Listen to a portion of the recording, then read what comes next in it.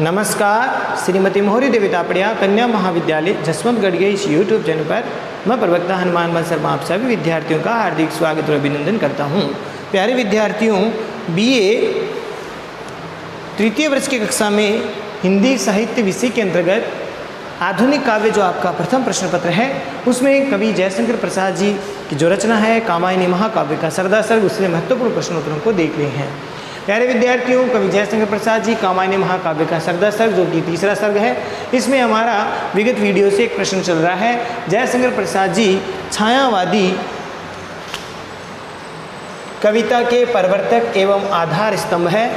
इस कथन के संदर्भ में उनकी काव्यगत विशेषताओं को 100 उदाहरणें बताना है।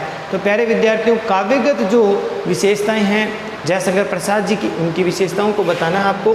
साथ ही साथ जयशंकर अगले अथवा में इस प्रकार से प्रश्न आ सकता है, जयशंकर प्रसाद जी का परिचय देते हुए उनकी काव्यगत विशेषताओं को 100 उदाहरणें स्पष्ट कीजिए। तो यहाँ पर परिचय भी देना है और विशेषताओं के बारे में भी बताना था।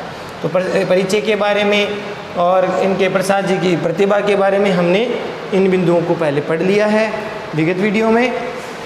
प्यारे विद्यार्थियों, प्रसाद जी के काव्य कला और प्रमुख प्रवृत्तियाँ, या यूँ हम कह सकते हैं प्यारे विद्यार्थियों कि इनकी विशेषताएं क्या है वो हम देखते हैं। तो इनमें हमने विशेषताओं को विगत वीडियो में पढ़ा है। प्रेमानुभूति, प्रसाद जी की काव्य कला कह सकते हो, प्रसाद जी की काव्य की जो काव्यगत विशेषताएँ हैं, प्रवृत्तियाँ हैं, उनके बारे में हम पढ़ रहे हैं। तो इसमें हमने विशेषता पढ़ी है प्रेमानुभूति, निराशा, दूसरी विशेषता है निराशा और वेदना, हमने तीसरी पढ़ी थी सौंदर्य चेतना, चौथी विशेषता पढ़ी प्राकृतिक सुषमा, पांचवी पढ़ी थी रहस्यात्मकता, छठी पढ़ी थी मानवतावादी दृष्टिकोण और अगली विशेषता थी नारी भावना। यहाँ तक हमने पढ़ लिया है। प्यारे विद्यार्थियों, आज हम अगली विशेषताएं वो लेकर के उपस्थित हैं। तो जयशंकर प्रसाद जी के काव्य की अगली विशेषता है आपकी कर्मनिष्ठा का संदेश देना। इसमें कर्मनिष्ठा का संदेश या फिर निर्वृत्ति में प्रवृत्ति का मार्ग, निर्वृत्ति में प्रवृत्ति का समर्थन करना,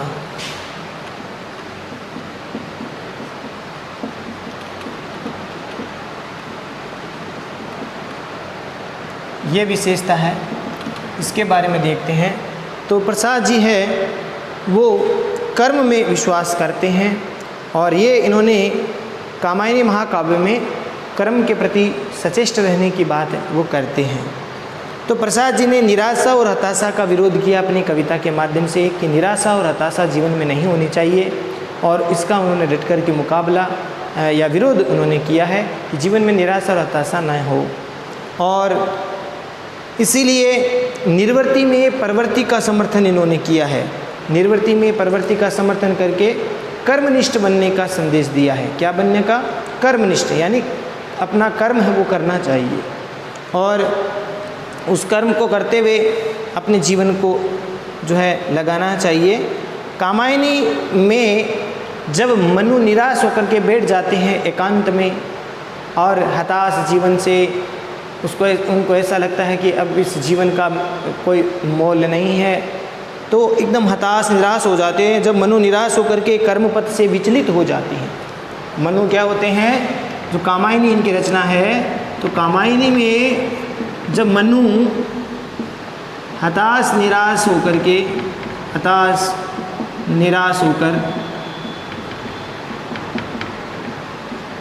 कर्म पथ से विचलित हो जाते हैं, अपने कर्म मार्ग से भटक जाते हैं, विचलित हो जाते हैं,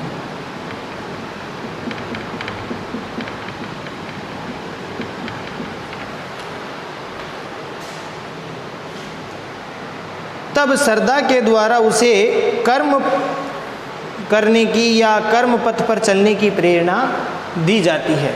तो फिर मनु को कौन प्रेरणा इसमें मनु को कर्म करने की प्रेरणा कौन देते हैं?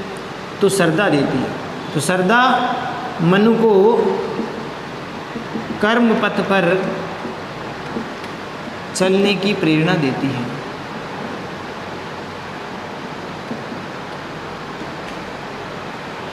चलने की प्रेरणा देती है। ठीक है ना। जब मनु हताश निराश होकर कर्मपथ से विचलित हो जाते हैं तब श्रद्धा मनु को कर्मपथ पर चलने की क्या देती है, प्रेरणा देती है। और वो इन पंक्तियों में देखिए कि एक तुम ये विस्तृत भूखंड, एक उदाहरण है, इसमें श्रद्धा कह रही है, कौन क्या कह रही है यहाँ पर, श्रद्धा मनु से कहती है, श्रद्धा मनु से कहती है, ये उदाहरण देखिए कि एक तुम यह, एक तुम यह विस्तृत भूखंड, विस्तृत भूखंड प्रकृति वैभव से भरा आनंद, प्रकृति वैभव से भरा आनंद, कर्म का भोग, भोग का कर्म, कर्म का भोग और भोग का कर्म,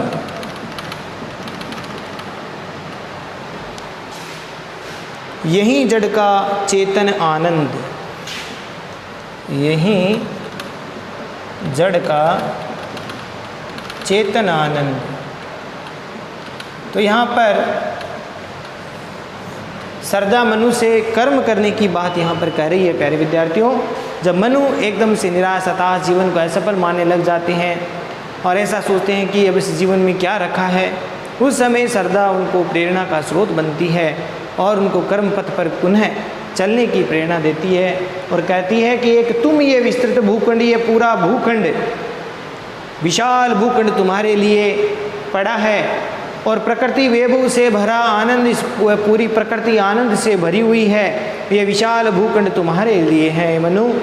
और कर्म का भोग, इसमें कर्म करने के लिए या भोग करने के लिए कर्म करना पड़ता है और भोग का कर्म करना पड़ता है, यानी भोग के लिए कर्म करना पड़ता है और भोग का कर्म करना पड़ता है। कर्म का भोग, कर्म का भोग करना पड़ता है, फिर भोग का कर्म करना पड़ता है।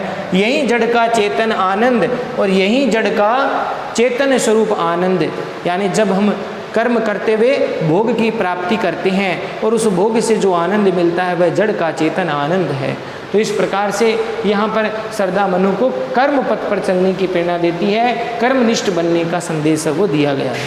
तो यहाँ तक समझ में आ गया होगा। अगली विशेषता देखिए, अगली विशेषता है देश प्रेम। देश प्रेम की अभिव्यक्ति, राष्ट्र प्रेम की अभिव्यक्ति।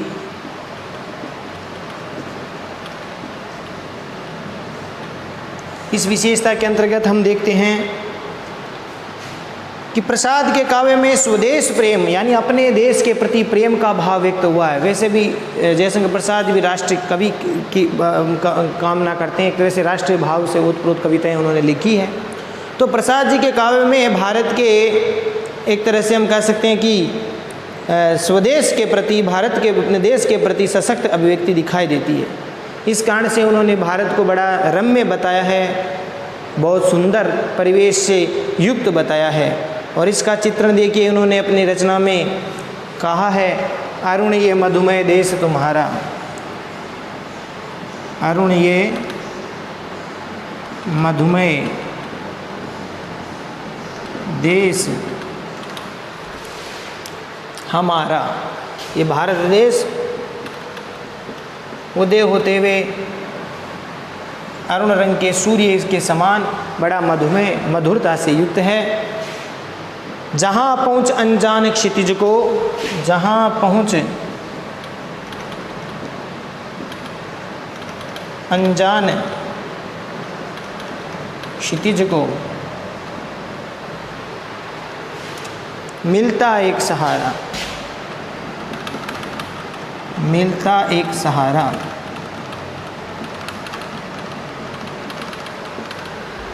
अरुणीय मधुमेह देश हमारा, जहाँ पहुँच अनजान क्षितिज को मिलता एक सहारा। सरस तामरस गर्भ विवाह पर, सरस तामरस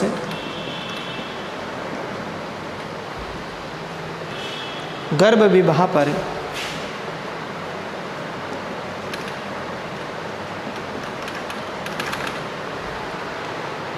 नाच रही तरु शिखा मनोहर, नाच रही तरु शिखा मनोहर,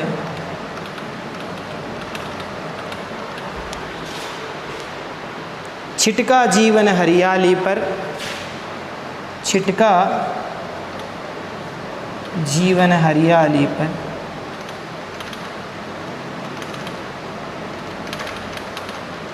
छिटका जीवन हरियाली पर मंगल कुमकुम सारा, मंगल कुमकुम सारा।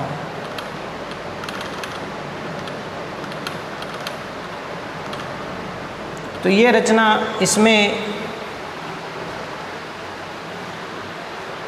कार्नेवेली का जो गीत है उसमें अरुण ये मधुमेह देश हमारा, जहाँ पहुँच अनजान क्षितिज को मिलता एक सारा। भारत देश की प्रशंसा कर रही है। वो सेल्यूकस की पुत्री थी, वो कह रही है कि अरुण ये मधुमेह देश हमारा, जहाँ पहुँच अनजान क्षितिज को मिलता एक सहारा। सरस तामरस गर्भ विवाह पर नाच रही तरुषिका मनोहर, छिटका जीवन हरियाली पर मंगल कुमकुम सारा। तो यहाँ देश प्रेम की बात कही जा रही है प्यारे विद्यार्थियों। तो देश प्रेम का भाव अगर इसमें से 4 नहीं तो 2 पंक्तियाँ अगर याद हो तो काम सही है, आपका चल जाएगा। तो यहाँ देश प्रेम की अभिव्यक्ति, यानी प्रसाद जी के काव्य में राष्ट्र प्रेम या देश प्रेम की अभिव्यक्ति भी विभिन्न स्वरूपों में की गई है, और इसीलिए उन्होंने भारत देश को बड़ा रम्य, अलंकृत, सुंदर, मनोहर बताया है। और इसका उदाहरण यहाँ पर दिया गया कि अरुण ये मधुमेह देश हमारा, जहाँ पहुँच अनजान क्षितिज को, जहाँ अनजान क्षितिज को भी मिलता एक सहारा। इस भारत में अपरिचितों को भी, बाहर से आने वालों जो लोग थे, इनको भी सहारा मिला है। तो इसीलिए ये देश सभी को समाहित करने की क्षमता रखता है, और सभी को एक तरह से यहाँ पर ऐसा कहा जाता, अतिथि देवो भव।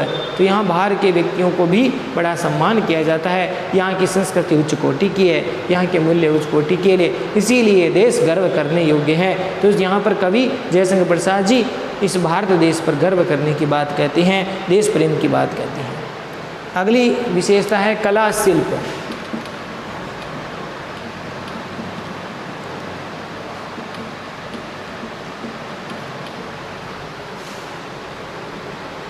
आठ, ये 9 है, ये 9वीं विशेषता है, और ये 10वीं। कला शिल्प देखिए, कला शिल्प में अलंकार इत्यादि आते हैं। तो प्रसाद जी के काव्य का जो शिल्प है, कला है, वह पूरे छायावाद विशेषताओं से युक्त है। प्रसाद जी के काव्य की जो कला पक्ष है वह छायावादी विशेषताओं से युक्त है। क्या समझे? प्रसाद जी के काव्य की जो शिल्पगत विशेषताएं हैं या जो शिल्प है काव्य का, वह छायावादी विशेषताओं से युक्त है।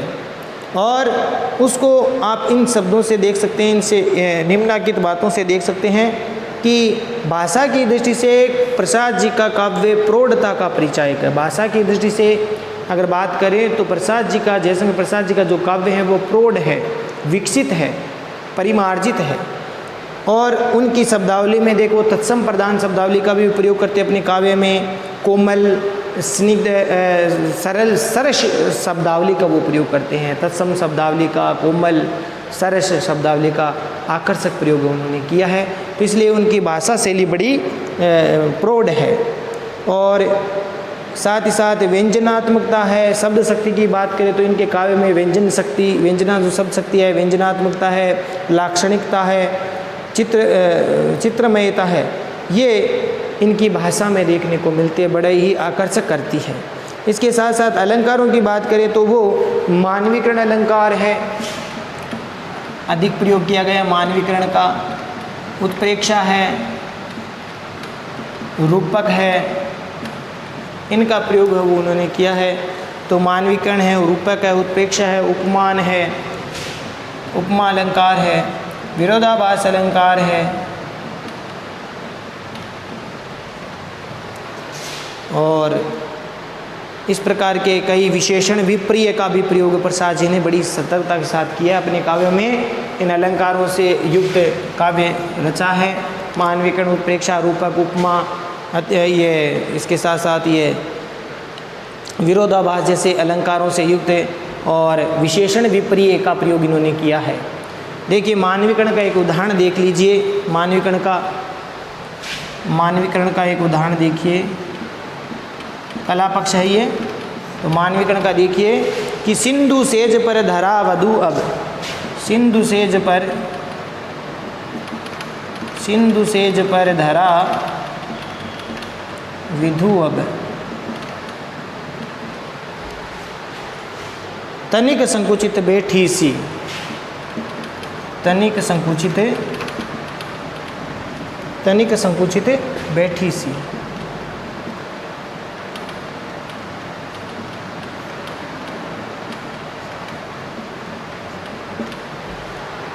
ठीक है। इसी प्रकार से एक उदाहरण देखिए, रूपक का भी हम देख सकते हैं कि इस हृदय का एक रूपक का देखिए, ये तो हो गया मानविकरण। देखो यहाँ पर सिंधु रूपी सेज है और उसमें धरा को, धरती को वधु के रूप में, विधु नहीं है वधु, तो वधु के रूप में, धरती को वधु के रूप में बता करके मानविकरण किया गया है। और वह संकुचित सी, लज्जा सी बैठी हुई है। तो इस प्रकार से यहाँ पर मानविकरण किया गया प्राकृतिक स्वरूप का, जैसे मानविकरण किया गया है। इसमें धरती रूपी वधु जो है सिंधु रूपी सेज पर संकुचित सी बैठी हुई है। रूपक का देखिए एक रूपक का उदाहरण है। शिल्प में हमें लिखना है कि इस हृदय कमल का गिरना, इस हृदय कमल का, इस हृदय कमल का गिरना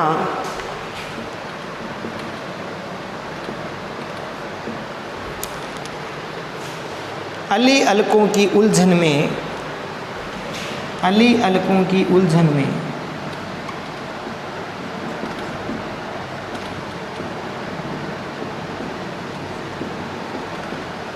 अली अलकों की उलझन में आंसू मकरंद का गिरना, आंसू मकरंद का गिरना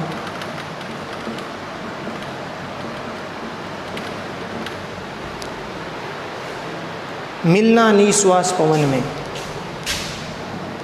मिलना निश्वास, मिलना निश्वास पवन में। तो यहाँ पर आप देख सकते हैं प्यारे विद्यार्थी, रूपक की प्राप्ति हो रही है। हृदय रूपी कमल का घिरना, हृदय रूपी कमल, अली रूपी अलक, आंसू रूपी मकरंद और निश्वास रूपी पवन। तो यहाँ पर ये रूपक अलंकार की प्राप्ति होती है। और विरोधाभास का एक छोटा सा उदाहरण देख लीजिए। विरोधाभास का यह अलंकार, विरोधाभास अलंकार, तो इसका देखिए एक उदाहरण कि हिम शीतल, हिम शीतल,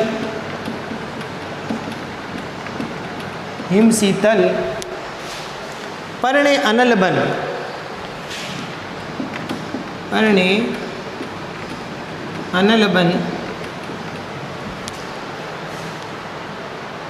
अब लगा विरह में जलना, अब लगा विरह में जलने।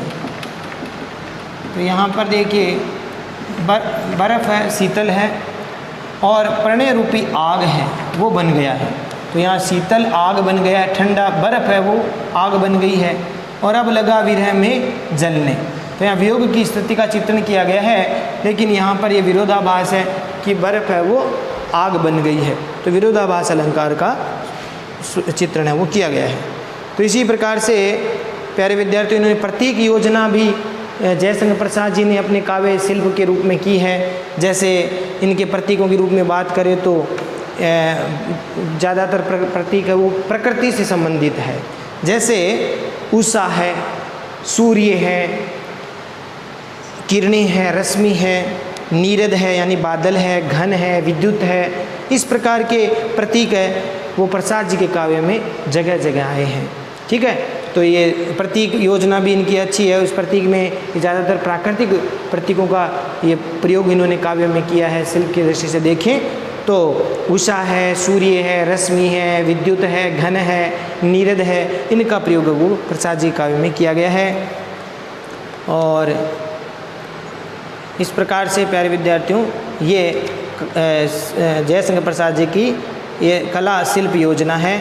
अब अंत में निष्कर्ष के रूप में आपको लिखना है, अंत में क्या निकालना है। इसमें आज प्रश्न पूरा हुआ, इसमें निष्कर्ष के रूप में क्या लिखना है। देखिए अंत में निष्कर्ष निकालना है, तो हमने लगभग 10 इनकी विशेषताओं को देख लिया है। और निष्कर्ष में आपको लिखना है प्यारे विद्यार्थियों कि निष्कर्ष के रूप में या संक्षेप में हम ये कह सकते हैं कि जयशंकर प्रसाद जी छायावाद के प्रवर्तक हैं और आधार स्तंभ है। ये जो प्रश्न है कि क्या जयशंकर प्रसाद जी छायावादी कविता के प्रवर्तक आधार स्तंभ है, इस कथन के संदर्भ में काव्यगत विशेषता बतानी है। तो ये वास्तव में इस निष्कर्ष के तौर पर हम कह सकते हैं कि वास्तव में जयशंकर प्रसाद जी छायावादी युग के प्रवर्तक है और प्रमुख आधार स्तंभ भी है। उन्होंने कला के क्षेत्र में बहुत ही सूक्ष्म अंकन किया है, बहुत सूक्ष्माति सूक्ष्म है वो अभिव्यंजना की है। भाव क्षेत्र में भी बहुत उच्च कोटि की उन्होंने भाव क्षेत्र का प्रयोग अभिव्यक्ति है वो की है।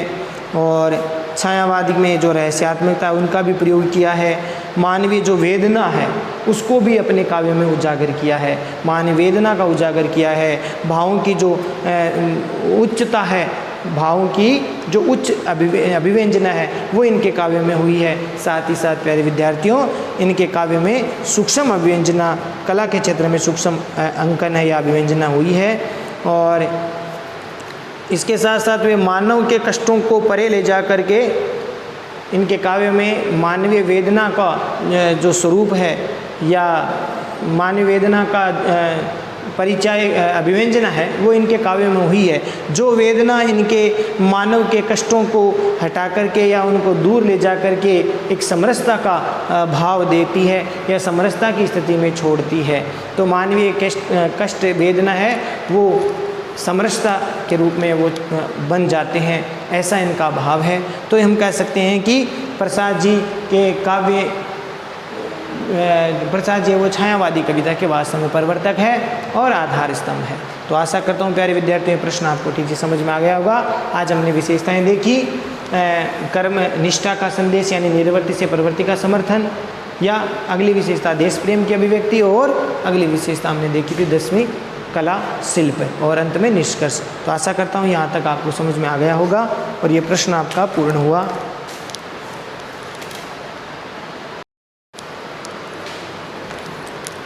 तो प्यारे विद्यार्थियों आज के लिए बस इतना ही। अगले वीडियो में पुनः उपस्थित होंगे आगे के प्रश्नों को लेकर के। तब तक के लिए इस प्रश्न को ठीक प्रकार से पढ़े।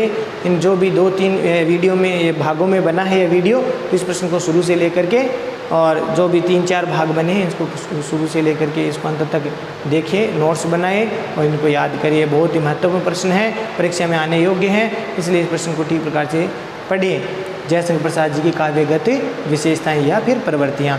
आशा करता हूँ आपको ठीक से समझ में आ गया होगा। आप चैनल को लाइक शेयर और सब्सक्राइब कीजिए। जय भारत, जय हिंदी। धन्यवाद विद्यार्थियों।